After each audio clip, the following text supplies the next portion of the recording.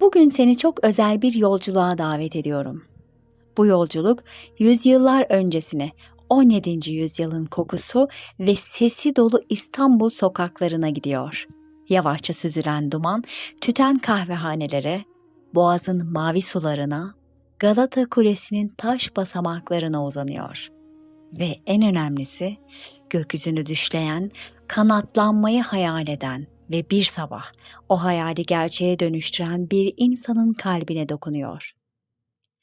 Hikayemize geçmeden önce uyku hikayelerimizin devamının gelmesi adına kanala abone olmayı unutma. Ayrıca şu anda nereden ve saat kaçta dinliyorsun beni yorumlara mutlaka yaz. Şimdi rahatça uzan, derin bir nefes al ve yavaşça ver. Çünkü bu gece seninle Hezarfen Ahmet Çelebi'nin masalını anlatacağım. Aslında bir masal değil bu. Gerçek bir insanın, gerçek bir hayalin ve gerçek bir cesaretin hikayesi. Şimdi gözlerini kapa ve hayal et. 1609 yılı, İstanbul. Sabah güneşi henüz boğazın sularına vurmuş, denizin yüzeyinde milyonlarca ışık parçacığı dans ediyor. Sokaklar yavaş yavaş uyanıyor, fırınlardan ekmek kokusu geliyor. Sütçüler bağırıyor uzaktan. Bir yerde bir ezan sesi yükseliyor. Ve bu büyülü, korunaklı, kadim şehrin bir köşesinde, mütevazi bir evde bir çocuk dünyaya geliyor. Adı Ahmet'tir. Henüz bilmiyorlar. Tabii kim olduğunu. Annesinin kucağına yerleşmiş bu küçük bebek büyüyünce yüzyılları aşacak. Günümüze kadar hikayesi evlerimize misafir olacak. Tarihe geçecek. Gökyüzün fetheden insan olarak anılacak. Ama şimdi sadece bir bebek. Küçük eller, meraklı gözler ve mis kokulu harika bir bebek. Bütün bir hayata yol almak için sakince büyümeye devam ediyor. Babası İbrahim Efendi sarayla bağlantılı, çevresine saygınlıkla bakılan dürüst bir insandı. Osmanlı'nın geniş topraklarından İstanbul'a yerleşmiş, şehrin kültürel dokusuna sinmiş köklü bir ailedir onlarınki. Ev, İstanbul'un o dar sokaklarından birinde, belki de Galata'ya yakın bir yerdir. Belki akşamları rüzgarda ezanların sesi duyulur. Belki uzaktan boğazın uğultusu gelir. Ahmet'i küçükken anlatırlardı. Meraklıymış. Ama merak eden çocuk çok vardır. Onun merakı biraz farklıdır. Kuşlara bakarmış sadece saatlerce. Bahçeye çöken bir kırlangıca, çatıda yürüyen bir güvercine, gökte süzülen kartala. Saatlerce, hareketsiz. Annesi belki de onu sormuştur. Neye bakıyorsun oğlum diye. Ve belki de Ahmet küçücük sesiyle nasıl uçuyorlar anne? Neden ben uçamıyorum diye. Bu soru o küçük aklın içinde bir tohum gibi yerleşmişti ve tohumlar aklında zamanla büyümeye başladı. Zamanla kök saldı. Zamanla gökyüzüne kadar ulaştı. İstanbul o dönemde dünyanın en hareketli, en renkli, en karmaşık şehirlerinden biriydi. Osmanlı İmparatorluğu geniş coğrafyalara hükmetmekteydi. Anadolu'dan Balkanlara, Orta Doğu'dan Kuzey Afrika'ya uzanan devasal bir imparatorluktu bu. Ve bu imparatorluğun kalbi İstanbul'du. Şehirde Müslümanlar, Rumlar, Ermeniler, Yahudiler, Venedikliler, Cenevizliler yaşamaktaydı. Her dil konuşulur, her kültür iç içeydi. Çarşılar rengarenkti. Baharatlar, ipekler, halılar, mücevherler satılır. Medreseler doludur. Bilgi hocalar ilim öğretir. Öğrenciler yıllarca dinler ve yazarlar. Ahmet de bu şekilde büyüdü. Bu rengarenk, çok sesli, karmaşık, büyüleyici şehirde. Ve bir gün medreseye girer. Osmanlı'nın medreseleri sadece dini eğitim veren bir yer değildi. Matematik öğretilirdi, astronomi öğretilirdi, Felsefe tartışılır, tıp çalışılır, coğrafya anlatılırdı. İyi bir medrese öğrencisi yalnızca Kur'an ezberlemez. Aynı zamanda matematikten anlar, yıldızların konumunu hesaplar, bitkilerden ilaç yapımını öğrenir, şiir yazarlardı. Ahmet meraklı bir öğrenciydi. Ama sadece meraklı değil, kararlıydı aynı zamanda. Bir şeyi anlamak için onu her açıdan inceler, sorar, tekrar sorar, deneyi defalarca yapar ve asla tatmin olmazdı. Hep daha fazlasını isterdi. Hocaları da fark ederdi bunu. Duyururlardı birbirlerine. Bu çocuk sıradan değil diye. Özellikle matematik ve astronomiye olan ilgisi dikkat çekiciydi. Hesaplamalar yapar, gözlemler kaydeder, yıldızların hareketlerini izlerdi gece gökyüzünde ve kuşların uçuşunu. O her zaman kuşları izlerdi ve düşünürdü. Genç Ahmet medresede yıllarca eğitim aldı. Osmanlı'nın geniş ilim geleneğiyle buluşurdu. İslam dünyasının büyük bilginlerini okur, İbn Sina'yı, El-Biruni'yi, El-Harazimi'yi, Farabi'yi. Bunların yanında Avrupa'dan gelen yeni fikirlere de açıktı hep. O dönem Osmanlısı yalnızca kapalı değildi. Ticaret yollarından, savaş ganimeti olarak da elde edilen kitaplardan, gelen yabancı tüccar ve elçilerden bilgi sızar imparatorluğun içine. Ve bir isim gelir Ahmet'in kulağına. İsmail Cevheri. Bu isim onun hayatını değiştirecekti. İsmail bin Hammad el-Cevheri 10. yüzyılda yaşamış bir Türk Müslüman alimidir. Sadece dil bilimci olarak tanınır çoğu kaynakta. Büyük Arapça sözlük Ez-Hıssah yazar olarak geçmekteydi. Ama Cevheri'nin başka bir yanı daha vardır. Daha cesur, daha çılgın, belki daha trajik bir yanı. Cevheri, insanın uçabileceğine inanmıştır. Ve sadece inanmakla kalmamış, denemiştir. Bir gün rivayete göre büyük kanatlar yapıp bir caminin yüksek yerine çıkmış, kanatlarını açmış ve atlamıştır. Uçamamıştır. Düşmüştür, hayatını kaybetmiştir. Trajik bir son. Ama bu son onun fikrini öldürmemiştir. Yüzyıllar sonra İstanbul'daki genç Ahmet bu hikayeyi öğrenir ve Cevheri'nin bıraktığı notlara ulaşır. Onun çizimlerini inceler, hatalarını anlamaya çalışır. Cevheri nerede yanılmıştı? Nerede eksikti? Kanatlar yanlış mıydı? Açı mı hatalıydı? Rüzgarı mı hesaplamamıştı? Ahmet için bu bir yaz değildir. Bir başlangıç noktasıdır. Cevheri ölmüştü ama bilgisi ölmemişti ve Ahmet o bilgiyi alarak devam edecekti. Ama Cevheri tek ilham kaynağı değildir. O dönemde İstanbul'da özellikle saray çevrelerinde ve aydınlar arasında Avrupa'dan bilgiler gelen dolaşmaktaydı. Venedik'le ticaret yapardı, Floransa ile diplomatik ilişkiler kurulmuştu. Fransa ile mektuplar gidip gelirdi ve bu yollarla büyük İtalyan üstadın Leonardo da Vinci'nin çizimleri ve notları ulaşır bu topraklara. Leonardo da Vinci ölmeden önce yüzlerce sayfalık not defteri bırakmıştır. Bu defterler arasında uçuş makinelerine dair çizimler ve hesaplamalar vardı. Kuş kanatlarını incelemişti Leonardo. Kasların hareketlerini, kanat açısını, rüzgarın kaldırıcı gücünü anlamaya çalışmıştı. Hiçbiri uçmayı başaramamıştır gerçek anlamda. Ama çizimleri, fikirleri, hesaplamaları inanılmaz bir miras bırakmıştır. Ahmet bu mirası da inceledi, derinlemesine. Aslında hayal ettiğimiz de oydu aslında. Küçük odasında, mum ışığında, sayfalar dolusu çizim ve hesaplamanın üzerine eğilmiş sabaha kadar çalışıyor, gözleri kısılmış kalemin ucu kağıda yöneliyor. Zaman zaman pencereden bakıyor, belki bir akşam kuşu geçmiştir diye. Onun kanatlarının açısını gözlemliyor. Kaleme geri dönüyor. Yazıyor, siliyor, yeniden yazıyor. Bu bilimin sesi değil midir? İşte Ahmet böyle bir insandı. Büyürken, öğrenirken, araştırırken fark ederler çevresindekiler.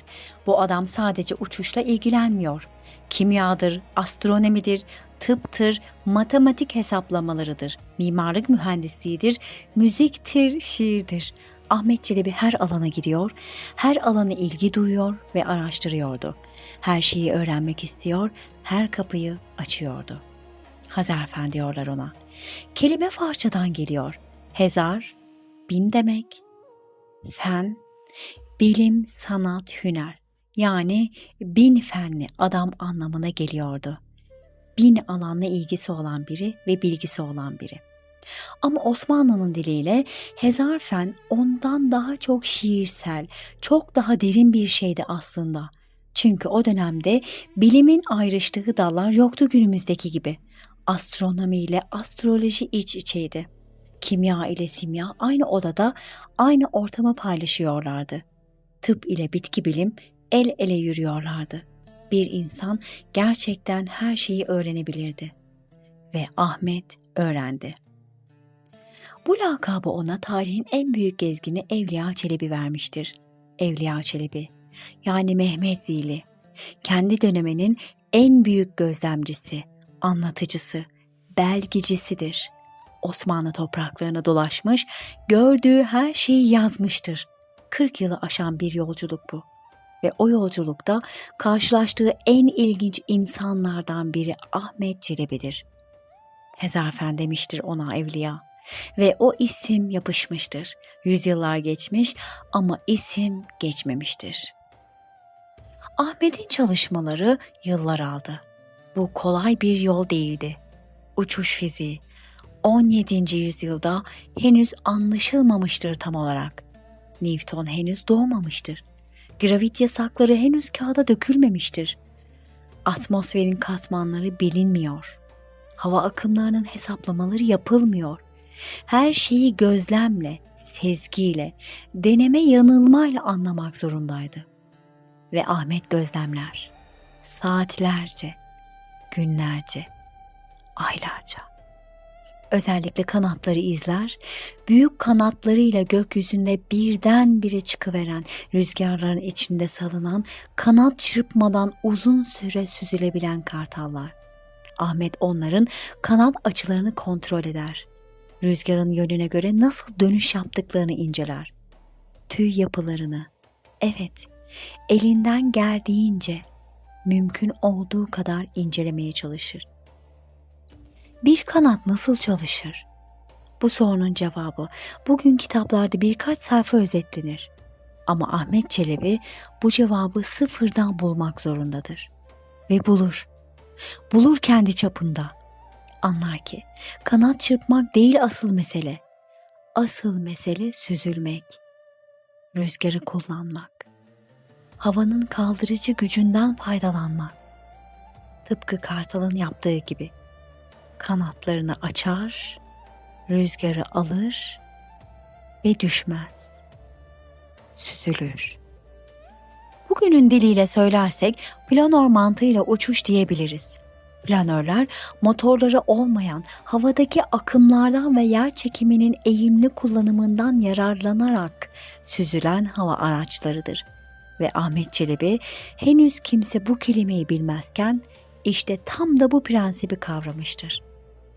Şimdi gözünde canlandır sevgili dinleyenim. Ahmet Çelebi'nin evi ya da çalışma odası. Bir atölye havası var içinde. Tahta parçaları, ip bağları, kumaş parçaları, tüy demetleri. Bir köşede çizimler asılı duvarda. Bir masada hesap kağıtları yığılı. Ve ortada yavaş yavaş şekillenen bir şey. İnsanın hayalini taşıyan, gerçeğe yaklaşmak için uğraşan bir kanat. Ahmet bu kanatları yaparken ne kullandığı net bilinmeyen bir durum. Kesin bilmiyoruz. Ama o dönemde ait bilgilerden ve uçuş mantığından çıkarım yapılabilir. büyük olasılıkla hafif ağaç iskeletleri, belki söğüt dalı ya da hasırda olabilir. Üzerlerine gerilmiş kumaş, belki ipek, belki ince keten ve kanat yüzeyini biraz daha sertleştirmek, biçimlendirmek için doğal tutkallar, belki de reçine. Kanatlar büyük olmak zorundaydı. Bir insanı havada tutabilecek kadar büyük. Ama aynı zamanda hafif de olmak zorundaydı. Bu iki gereksinim birbiriyle çelişir. Büyük olan ağırdır, hafif olan küçüktür. Ortayı bulmak ise sanat ister. Ahmet çalışır, yapar, dener, başarısız olur.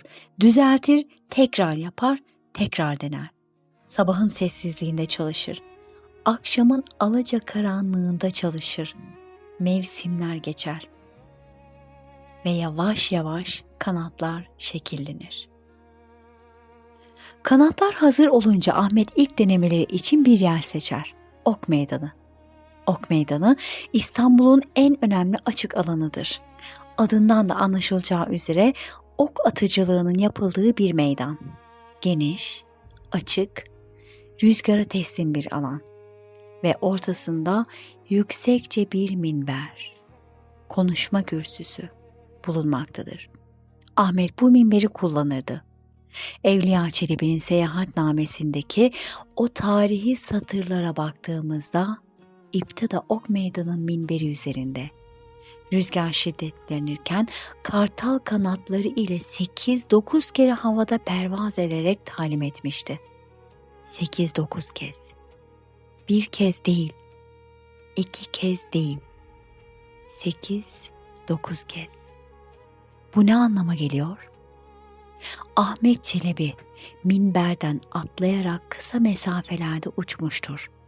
Her denemeden sonra yine inmiş, kanatları incelemiş, neyin işe yarayıp neyin işe yaramadığını görmüş, düzeltmeler yapmış, tekrar çıkmıştır. Şimdi gözlerini kapat, hayal et sevgili dinleyicim. O minberin üzerinde duran genç adam, rüzgarın yönünü hissediyor. Kanatlarını açıyor, nefes alıyor derin derin ve atlıyor. Birkaç saniye havada kalıyor, sonra da iniyordu. Ama yeterli değildi. Yeniden çıkıyor, yeniden atlıyor, yeniden iniyor.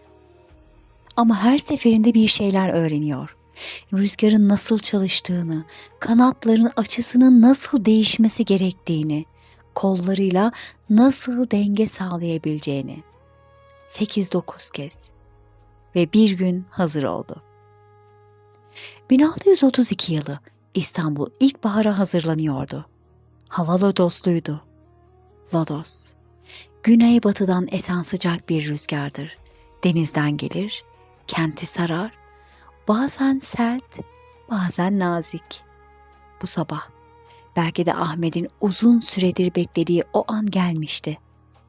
Sabah lodos esiyor ve Ahmet hazır. Galata Kulesi. Bu kule bugün hala ayaktadır. Ve Galata Kulesi hala İstanbul'un silüetinin ayrılmaz bir parçasıdır. Tarihi 1348 yılına kadar uzanır. Cenevizliler tarafından inşa edilmiştir. Taştan, yüksek, sağlam. Zirvesine çıkıldığında İstanbul tüm ihtişamıyla görünür. Boğaz, Haliç, Üsküdar kıyıları, minareler, çatılar, gemiler. Ahmet o sabah Galata Kulesi'nin en tepesine çıktı. Belki yalnızdı. Belki yanında birkaç yakın dostu vardı. Ama kesin olan şu ki aşağıda halk toplanmış, sabah vakti. İstanbul halkı kulak kabartmış. Gözler yukarıdaydı hep. Söylenti yayılmıştı. Bir adam uçacaktı. Kimisi inanmış, kimisi gülüp geçmişti. Ama merak eden halk sabırsızlıkla onu bekliyordu. Ve Sarayburnu'ndaki Sinan Paşa Köşkü'nden birisi de izliyordu bu sahneyi. Sultan 4. Murat, güçlü, kararlı, otoriter bir padişah.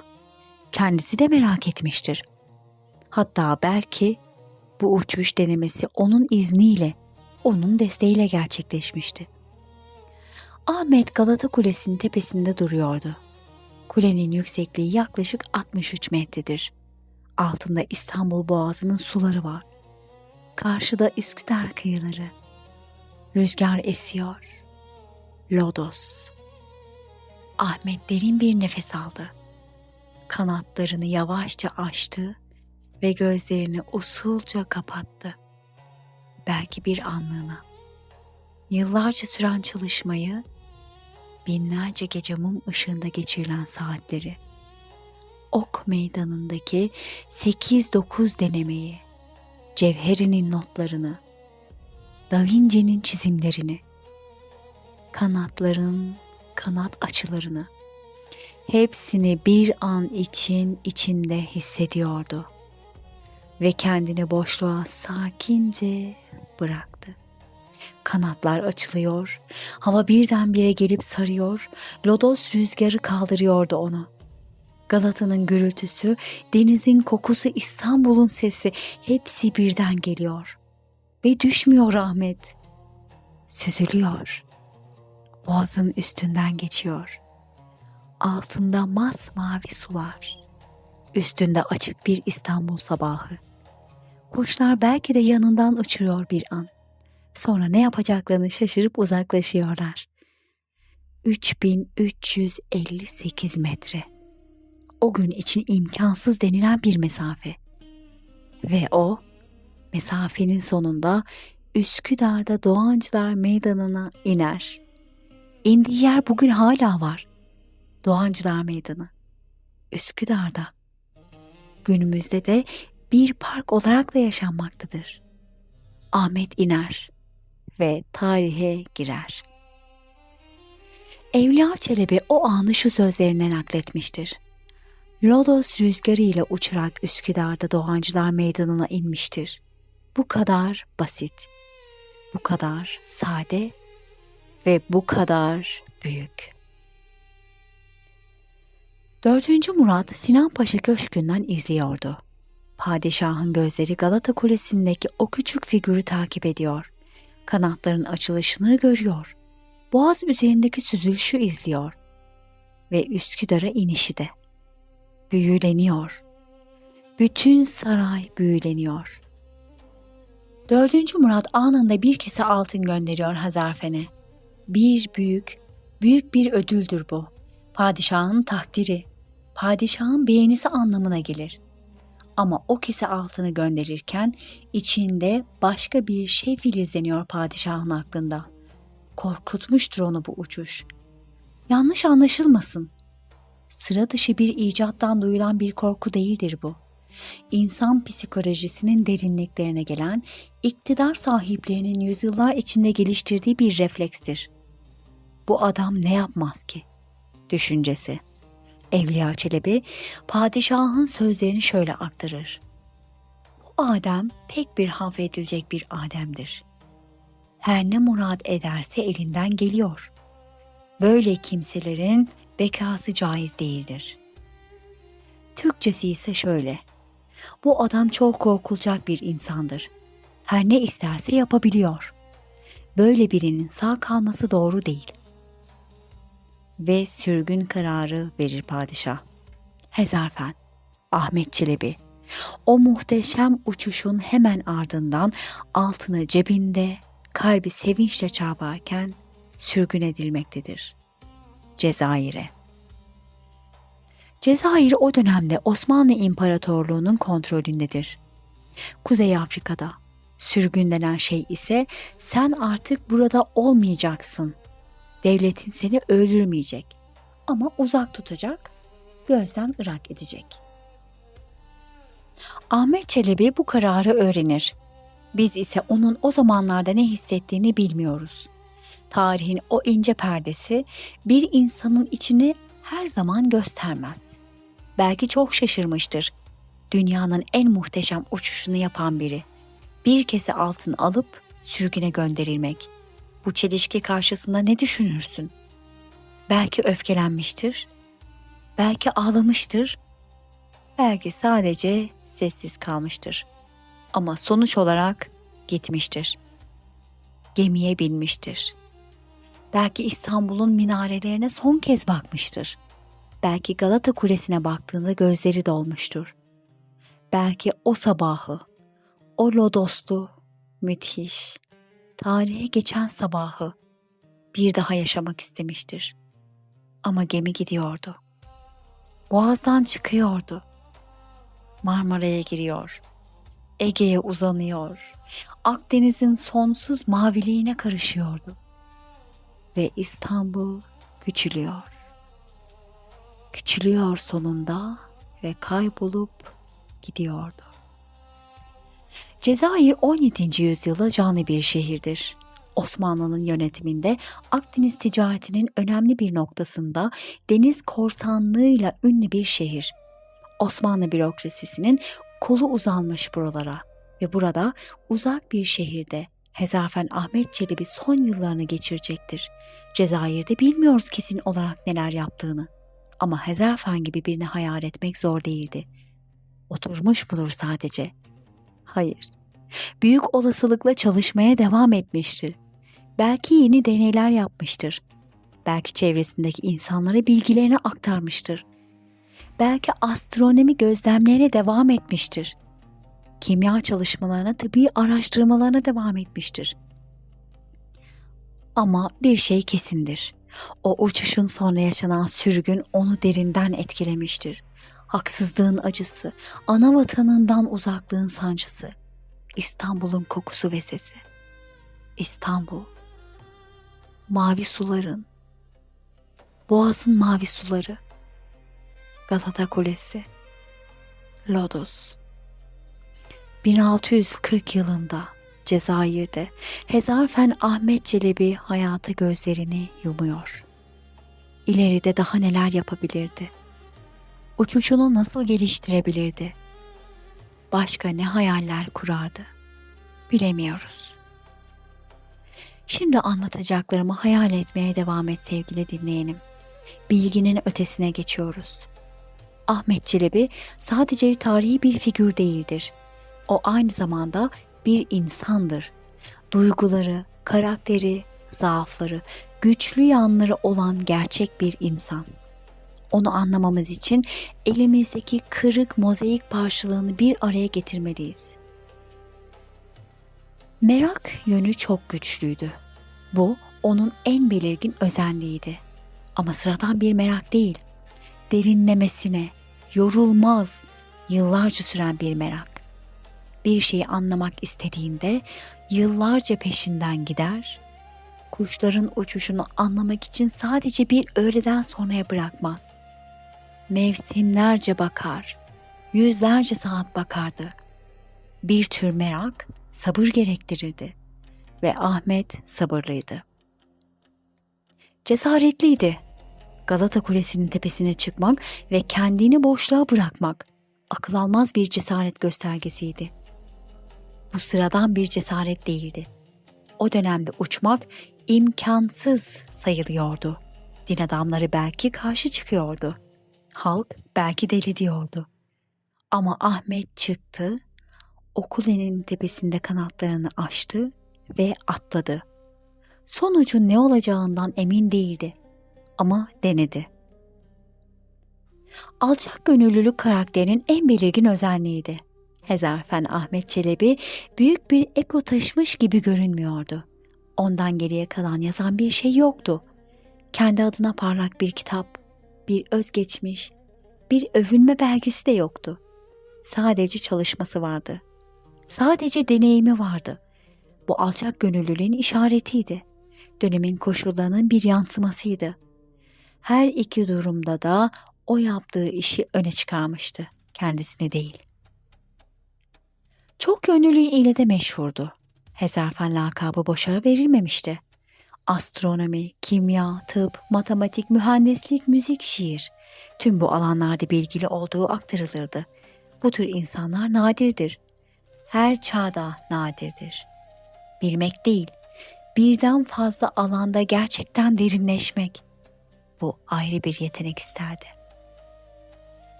Yalnızdı, hem de çok yalnızdı. Belki de en az konuşulan yanıydı. Bu onun yalnız bir adam olduğu anlamına gelmiyor ama hayatının büyük bir bölümünü çalışmaya adadığını gösteriyor. Bilim insanlarının çoğu bu yalnızlığı ile tanınır. O derin odaklanma hali dış dünyayı biraz uzaklaştırırdı. Adalet duygusu ve haksızlığa katlanma durumu ise sürgün kararı öğrenildiğinde ne yaptı? Çıkmadı, isyan etmedi, direnmedi, gitti. Bu bir teslimiyet mi? Yoksa bir incelik mi? Belki her ikisi birden. Osmanlı'da bir padişah kararına karşı çıkmak ölümle sonuçlandırılırdı. Ve aynı zamanda bilim insanının büyüklüğü iktidarla savaşmak değil, bilgiyi yaşatmaktır belki de. Ahmet o bilgiyi ve o uçuşun anısını taşıyarak gitti. Hezarfen Ahmet Çelebi'yi tam anlamıyla kavrayabilmek için içinde yaşadığı dünyaya da bakmak gerekir. 17. yüzyıl Osmanlı İmparatorluğu büyük ama giderek sarsılmaya başlayan bir devin durumundadır. Batı'da 30 yıl savaşları yürüyor, Avrupa kan ve ateş içinde, İngiltere'de deneysel bilimin temelleri atılmakta, Galileo Avrupa'da yargılanmakta, Kepler gezegenlerin yörüngelerini hesaplamakta. Bu dönüşümün hissini İstanbul'da hissediyor. Aydınlar merak ediyordu. Tüccarlar yeni yollar arıyor, saray hem gelenekle hem de yenilikle boğuşuyor ve tam bu dönemde bir genç adam Galata Kulesi'nin tepesine çıkıp kanatlarını açıyordu. Bu bir tesadüf değildi. Ahmet Çelebi çağının ruhunu taşıyordu. Yenilik çağının, merakın çağının, deney ve gözlemin çağının habercisiydi. Ve ne yazık ki yenilikçilerin sık yaşadığı bir trajediydi aslında bu. Sisteme sığamamak. Galile de yargılandı. Bruno da yakıldı. Pek çok yenilikçilere de deli dendi. Ve Hezarfen de sürgün edildi. Tarih, büyük fikirlere hep bedel ödemiştir. Hezarfen Ahmet Çelebi'nin bir kardeşi daha vardır ki o da tarihe geçmiştir. Lagari Hasan Çelebi. Evliya Çelebi'nin aktardığına göre Lagari Hasan Çelebi fiziği farklı kullanan bambaşka deney yapmıştır. Barut gücüyle kendi yaptığı bir araçla kendini havaya fırlatmış ve deniz üzerinde bir süre havada kaldıktan sonra suya inmiştir. Yani çok kaba bir tabirle roket koltuklu insan. Bu mucize de aynı dönemde 4. Murad'ın saltanatında gerçekleşmiştir. Hatta rivayete göre Murad Han padişahlığın 10. yılı şenliğinde bir uçuş izlemiştir. Lagari için de sonuç benzerdir. 4. Murat başta hayranlık duymuş, ardından bu cesur adamı Kırım'a sürmüştür. 2 kardeş, 2 farklı uçuş, 2 farklı sürgün. Bu kardeşlik için de ilginçtir. Ailede bir bilim ruhu, bir merak, bir cesaret var. İbrahim Efendi'nin oğulları yalnızca boyun eğmeyi değil, gökyüzüne bakmayı ve öğrenmeyi de bilmişlerdir. Hezarfen Ahmet Çelebi'nin geriye resmi bile bir eser kalmamıştır. Kendi kaleme aldığı bir bilim kitabı, uçuş üzerine yazdığı bir risale biliniyor. Belki yazmıştır ama ulaşmamıştır. Belki de yazmamıştır.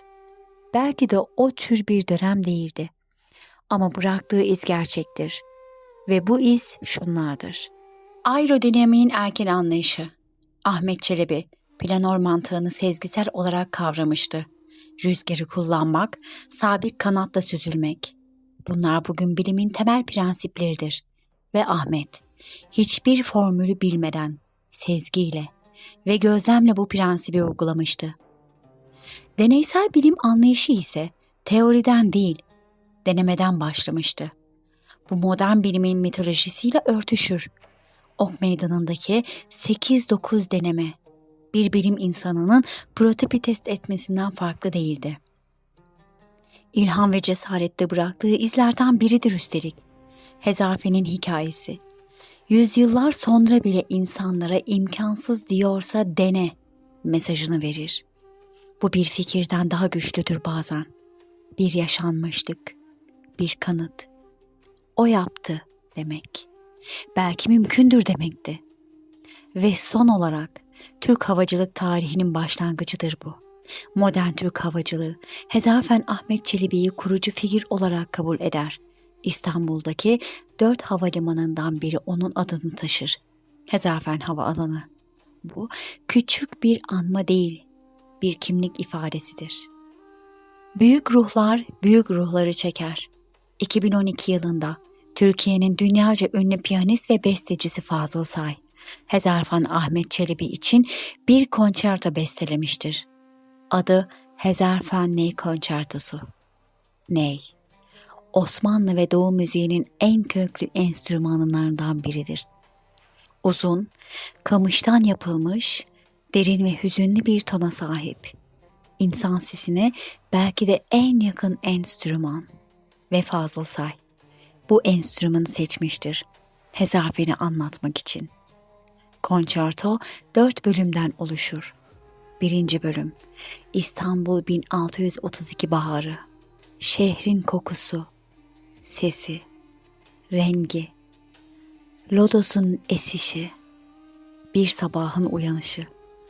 2. bölüm Galata Kulesi, yükseliş, taş basamaklar, kulenin tepesinde duruş, nefes, nefes tutulmuş bir an. 3. bölüm uçuş, boşluğa atılış, rüzgarın kucağı, boğaz üzerindeki süzülüş, özgürlüktür. 4. bölüm Cezayir sürgünü, hüzün, uzaklık, kaybedilen anavatanın özlemi. Bu müziği dinleyenler Hazarfen'i hissederler. Tarihten öteye, insandan insana bir dokunuştur bu. Fazıl Say'ın notaları Ahmet Çelebi'nin kanatları gibi bir şeydir aslında. Her ikisi de imkansızı yakalamaya çalışırlar.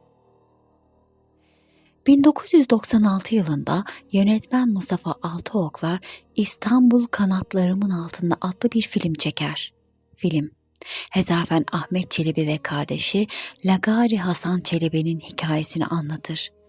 4. Murad'ın yasakları altında uçma hayali kuran iki kardeşin öyküsü ve filmde bir de aşk vardır.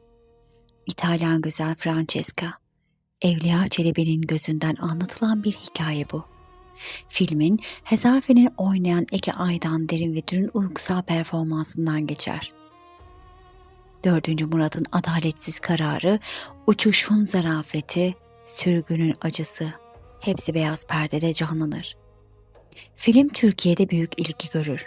Hezarfen'in ismi yeniden dillere düşer. Yıllar sonra uçmak. Hezarfen Ahmet Çelebi adlı bir tiyatro oyunu da sergilenir. Ömer Fikrek Oyal'ın yazdığı, Hakan Çimenser'in yönettiği bu oyun aileyle izlenebilecek bir yapım olarak alkışlanır. Hezarfen yaşamaktadır. Yaşamaya devam etmektedir.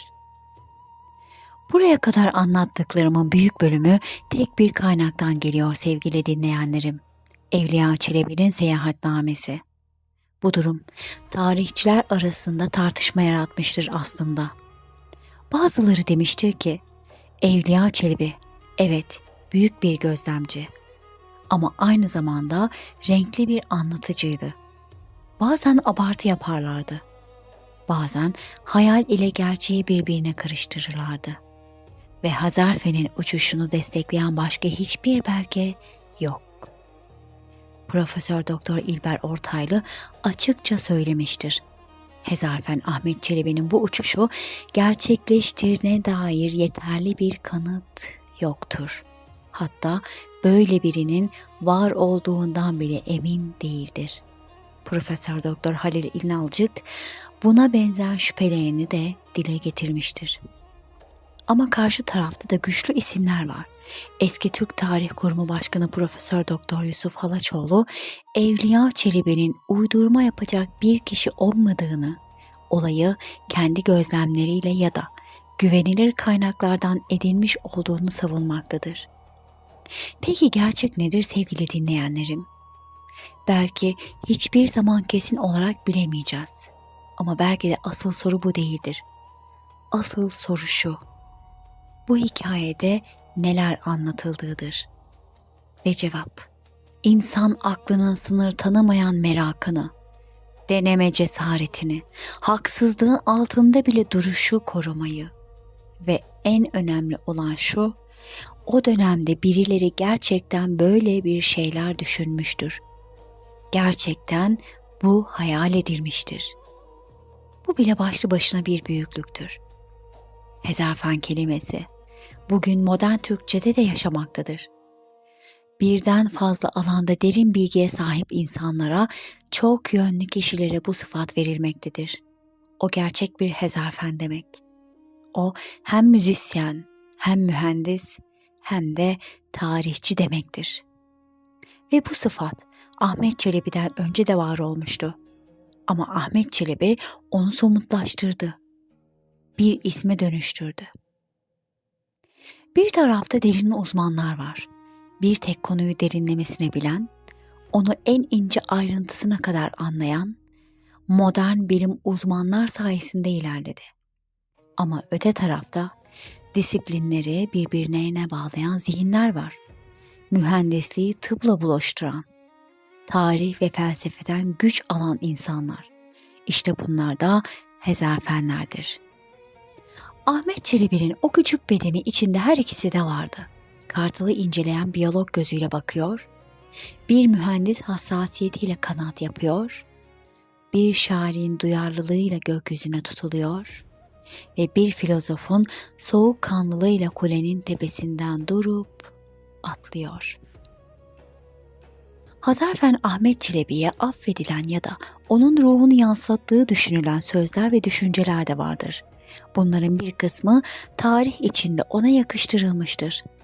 Bir kısmı onun yaşamından damıtılmış öğelerdir. Ama hepsi o büyük ruhun fısıltısını taşır. Bunlardan biri: kuş gibi uçmak isteyenler önce kuşu anlamak zorundadır. Yani bu söz Ahmet'in yıllarca kuşları izlemesinin özüdür. Doğaya taklit etmek, doğayı anlamakla başlar. Körce kopyalamak değil, anlamak, özümsemek. O bilgiyi kendi dilinle yeniden söylemek gibi. Bir diğeri, denemeyen düşmekten değil, hiç kalkmamaktan utanmalıdır. Bu cümle Ok Meydanı'ndaki o 8-9 denemeyi özetler. Her iniş, her başarısızlık aslında bir sonraki uçuşun yapı taşıdır. Düşmek utanç değildir. Denememiş olmak o asıl kayıptır der. Bir diğeri, gökyüzü insan için yasak değildir. Henüz anlaşılmamış olan onun yasasıdır. Bu düşünce bilimin ruhunu taşır. Doğada yasak yoktur. Sadece henüz keşfedilmemiş yasalar vardır. Ahmet bu yasaları aramıştır ve kısmen de olsa bulmuştur. Diğer bir sözü: bir bilgin ölmeden evvel yaptığı şeyin insanlara kattığı anlam ile ölümsüzleşir. Hezarfen resmi eser bırakmamıştır. Ama bıraktığı ilham yüzyıllar boyunca yaşamıştır. Bu belki de en derin anlamda ölümsüzlüktür. Ve son olarak sevgili dinleyenlerim, rüzgar güçlü olana hizmet eder. Güçlü olan onu anlayandır. Yani Ahmet Çelebi Lodos rüzgarını kullanmıştır. Rüzgarla savaşmamış, rüzgarı anlamış ve onunla birlikte hareket etmiştir. Hayatın en büyük dersi de budur aslında. 4. Murat hakkında da bir şey söylemek gerekir. O sadece kötü bir adam değildir bu hikayede. 4. Murat 11 yaşında tahta çıkmış, uzun yıllar saray kadınlarının ve devlet ricalinin gölgesinde kalmış, sonra 21 yaşında gerçek anlamda iktidara el koymuş güçlü bir padişahtır. Tarihçiler onu en güçlü Osmanlı padişahlarından biri olarak anar. Disiplin, itaat, güç, bunlar onun değerleridir. Ve bu değerler içinde hezarfene bakar ve görür. Sınırları aşan bir adam görür. Yasaların ötesine geçen birini. gökyüzünü. Gökyüzünü insanlara açmaya çalışan birini ve en önemlisi her istediğini yapabilen, sınır tanımayan bir zihni. Ve ne murat ederse elinden geliyor. Bu cümledeki hayranlık da gerçekçidir ama korku da. 4. Murat'ın içinde her ikisi de vardır. Ve pek çok iktidar sahibi gibi hayranlığından çok korkusuna güvenir. Bu trajedi tarih boyunca tekrar etmiştir. Büyük zihinler, büyük iktidarların gölgesinde ezilmiştir. Ama o büyük zihinlerin ışığı iktidarların gölgesinden daha kalıcı olmuştur. Sevgili dinleyenlerim, biliyorsunuz ki Galata Kulesi bugün hala ayaktadır.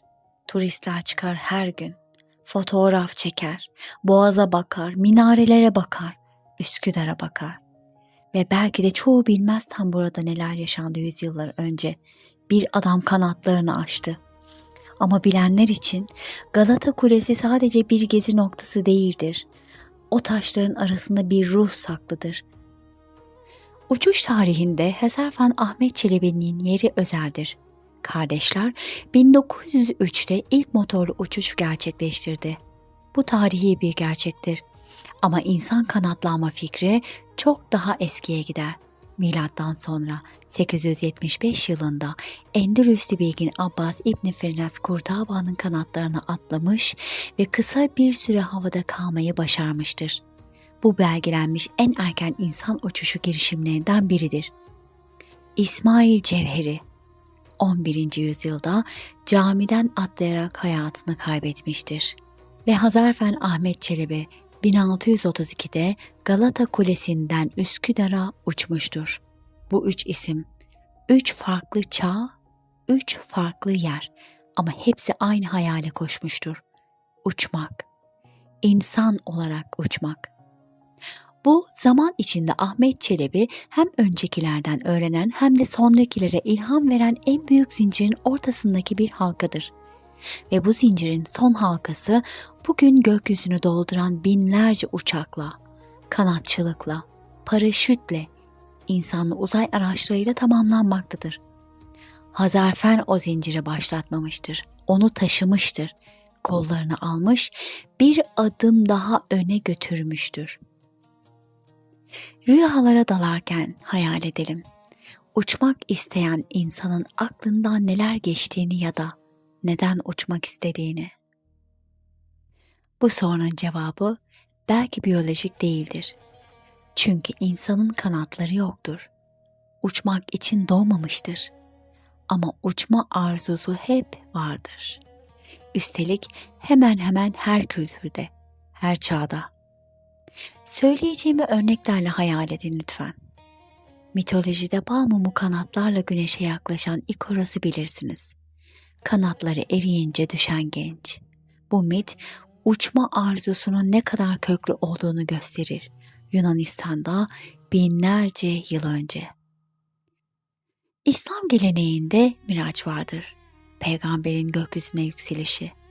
Yükselmek, manevi olgunluğun sembolüdür. Hindistan mitolojisinde Garuda vardır. Yarı insan, yarı kartal. Gökyüzünün efendisi. Her kültür insanın gökyüzüne ait olma arzusunu bir biçimde dile getirmiştir. Ve belki Ahmet Çelebi'nin uçuş arzusu yalnızca bilimsel değildir. Aynı zamanda ruhsaldır. Yükselmek, özgür olmak, ağırlıktan kurtulmak, bazen şehrin sesinden, bazen iktidarın baskısından, bazen gündelik yaşamın ağırlığından. Gökyüzü herkese eşittir sevgili dinleyenlerim. Oraya çıkınca padişah da sıradan insan da yoktur. Rüzgar herkese eşit eser. Belki Ahmet bunu da hissetmiştir o sabah. Bir anlığına. Cezayir'de geçen yılları hayal ediyordu. Akşamları belki Akdeniz'e bakıyordu. Deniz, İstanbul denizinden farklı değil aslında. Aynı tuz kokusu, aynı dalgalar ama İstanbul değildi. Minareler var hep burada. Ezan sesi geliyor Ama İstanbul'un minareleri gibi değildi. Ve Galata Kulesi de yoktu. O yükseklik, o lodos, o kalabalık, o tarihi sabah, uzakta bir anı. Belki bazen rüyasında görüyordu. Kanatları açıyor, boşluğa atlıyor, boğaz üzerinden süzülüyor ve Doğancılar Meydanı'na indiği o anla uyanıyordu. Özlem, büyük, derin, çaresi olmayan bir özlem. Ama Ahmet teslim olmamış, olmamalı. Bilim insanları öyle değildir. Merak, acının içinde de nefes alır. Belki Cezayir'in gökyüzünü de incelemiştir. Belki orada da kuşları izlemiştir. Belki yeni düşünceler üretmiştir. Erken ölen büyük ruhlara, tarih nedense özgürlüklerle, özelliklere sahip çıkar. Sanki tamamlanmamıştık. Onları daha da sonsuz kılar. Ahmet de bu sessiz kümeye dahil olmuştur. Hazarfen Ahmet Çelebi bugün pek çok biçimde yaşıyor aslında. Bunlardan biri Hazarfen Havaalanı. İstanbul'un 4 havaalanından biri. Onun adını taşıyor. Bu tesadüf değil, bir tercih. Türk havacılığının bu büyük öncüsüne yapılan derin bir saygı. Posta Pulu. 1950 yılında İstanbul'da toplanan Milletler Arası Sivil Havacılık Kongresi için özel bir posta pulu tasarlanmıştır. Zeytuni yeşil, mavi renkli, 20 kuruşluk bu pulun üzerinde Hezarfen'in Galata Kulesi'nden uçuşu resmedilmiştir. Küçük bir kağıt ama üzerinde taşıdığı anlam büyük. Fazıl Say'ın Konçertosu. 2012'den bu yana dünya sahnelerinde çalınan Hazarfen Ney Konçertosu, Ahmet Çelebi'nin ruhunu müzikle yaşatmaya devam ediyor. Sinema olarak İstanbul Kanatlarımın Altında filmi büyük insani sinemaya taşındı. Tiyatro, uçmak, Hazarfen Ahmet Çelebi sahnesi her izleyici o tarihi anın içine çekiyor. Ve bugün günümüzdeki okul adları da mevcut. Türkiye'nin pek çok şehrinde Hazarfen Ahmet Çelebi adını taşıyan okullar var. Çünkü çocuklara en güzel şeyi bu isim söylüyor. Merak. Dene, uç. Bu hikayeyi bize aktaran kişiye, Evliya Çelebi'ye bir an için durmak istiyorum. Evliya Çelebi, Mehmet Zili İbn Derviş, yani Ahmet Çelebi'nin çağdaşıdır ve hayatını gezmekle, görmekle, yazmakla geçirmiştir. Seyahatnamesi, Osmanlı dünyasının bütün coğrafyasını gezmiştir. Anadolu, Balkanlar, Orta Doğu, Kafkas, Mısır, Sudan, her yerde gördüğünü, duyduğunu, yaşadığını yazmıştır. Üslubu canlıdır, rengarenktir. Bazen abartılı, bazen derin, bazen mizahla karışık. Ama her satırda bir insan merakı ve sevgisi hissedilir. Hazarfen Ahmet Çelebi hakkındaki satırlarda da öyledir. Kısa ama güçlüdür. Sanki Evliya o sabah oradaymış gibi anlatır. Galata'nın rüzgarını, kulenin yüksekliğini, uçuşun muhteşemliğini ve padişahın hem hayran hem korkuyla söylediği o sözleri. Evliya olmasaydı Hazarfen'i bilemeyebilirdik. Bu da ayrı bir düşünce. Bilmiyoruz. Ama bu bilinmezlik de güzel şeyler öğretiyor. Gördüğümüzü yazalım, yaşadıklarımızı aktaralım. Çünkü bir gün birisi o satırlara muhtaç olacaktır. Şimdi bu uzun yolculuğun yavaş yavaş sonuna geliyor sevgili dinleyenlerim. Hazarfen Ahmet Çelebi 1609'da İstanbul'da doğdu, 1632'de Galata Kulesi'nden Üsküdar'a uçtu ve 1640'da Cezayir'de hayata gözlerini yumdu. Ama bıraktığı iz 400 yılı aşkın süredir silinemedi. Ve bugün sen bunu dinliyorsun ve huzur buluyorsun ya da şu anda uykuya daldın, rüyalarında görüyorsun. Belki de şunu düşünüyorsun, benim de bir hayalim var. Ben de bir şeyler yapmak istiyorum. Ama imkansız diyorlar. Ya da zaman yok. Ya da güç yok. Ya da biri ya da birileri izin vermiyor. Hazarfen sana güç versin. Ok meydanındaki 8-9 test denedim. Her seferinde indim ama bir gün kalktım ve gittim. Oraya gittim. Ulaşmak istediğim yere gittim. Denemek. Bu kadar basit. Bu kadar zor. Ve belki senin uçuşun Galata Kulesi'nden değildir. Belki küçük bir adım. Belki bir mektup yazmak. Belki bir kapı çalmak. Belki bir fikir paylaşmak. Ama lodos estiğinde, yeni koşullar elverişli olduğunda kanatları açmak gerekir. Hazarfen açtı ve tarihe geçti. Her yolculuğun bir varışı vardır sevgili dinleyenlerim. Hazarfen Ahmet Çelebi'nin varışı Doğancılar Meydanı'ndaydı. Üsküdar'da, Boğaz'ın Anadolu yakasında. Oraya indiğinde ne kadar güzel duygular hissetmişti. Yoğun bir his olmalı. Nefes nefese. Kalp hızla atıyor. Belki dizleri titremiştir. Belki gözleri dolmuştur. Belki gülmüştür. Belki sadece sessizce durmuştur ve gökyüzüne bakmıştır. Ama sonunda işte yaptım demiştir. 2 kelime. Bütün bir hayat içinde yapmıştı ve başarmıştı.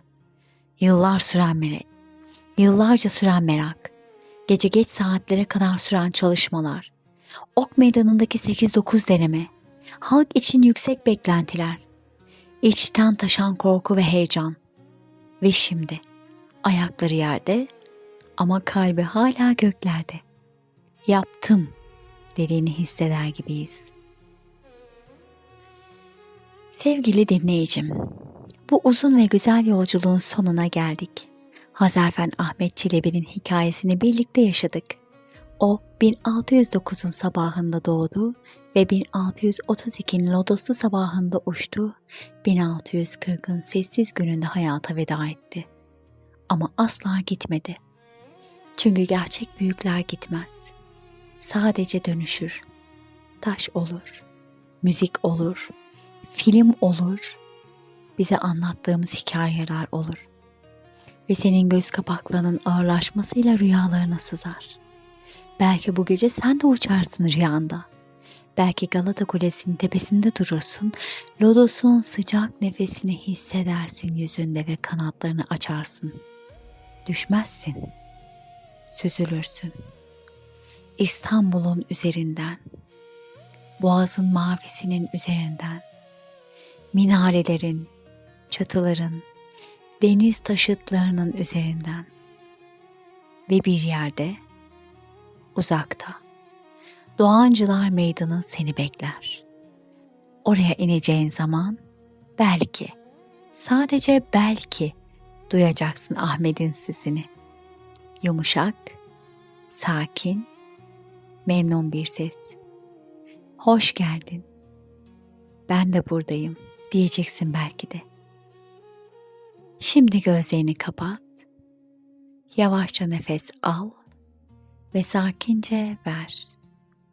Hazarfen Ahmet Çelebi, yani bin fenli Ahmet, bu gece seninle aynı gökyüzünün altında uyuyor. Ve sen de uyu. Güzel, sakin, derin bir uyku.